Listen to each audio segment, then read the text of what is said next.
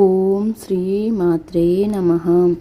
ఈరోజు మనం వారాహిదేవి మాత 3వ రోజు ఏ రూపంలో దర్శనమిస్తుందో తెలుసుకుందాం. 3వ రోజు తల్లి అశ్వరుడ రుద్రవీర్యాదేవిగా దర్శనమిస్తారు మనకు.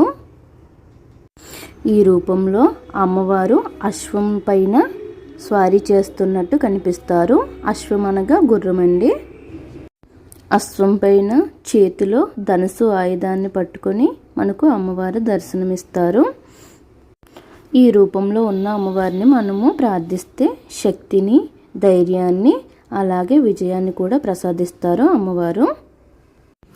ఈరోజు అమ్మవారి ప్రత్యేకతలు ఏంటో తెలుసుకుందాం. అమ్మవారు ఈ రూపంలో విజయప్రదాయనండి, శత్రునాశిని, అలాగే ఆశీర్వాద ప్రదాత్రిగా కూడా ఉంటారండి అమ్మవారు.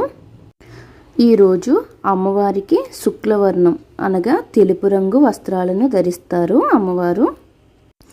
అశ్వరుడ అంటే గుర్రంపై ఉండే దివ్య రూపమని అర్థం అండి. అలాగే ఈరోజు పూజా విధానం తెలుసుకుందామండి. తెలుపు లేదా ఎరుపు పుష్పాలతో అమ్మవారిని పూజించాలి. అలాగే ఈరోజు నైవేద్యము లడ్డు, పాయసము లేదా సద్దన్నం కూడా నైవేద్యంగా పెట్టుకోవచ్చండి అమ్మవారికి. ఈరోజు అమ్మవారిని ఈరోజు రాత్రిపూట పూజ చేయడం శ్రేయస్కరం అండి. అలాగే అమ్మవారి పాదాలకు అభిషేకం చేసి ఆమెను ధ్యానం చేసుకోవాలండి. ఈరోజు పఠించాల్సిన మంత్రం చెప్తున్నాను, రాసుకోండి.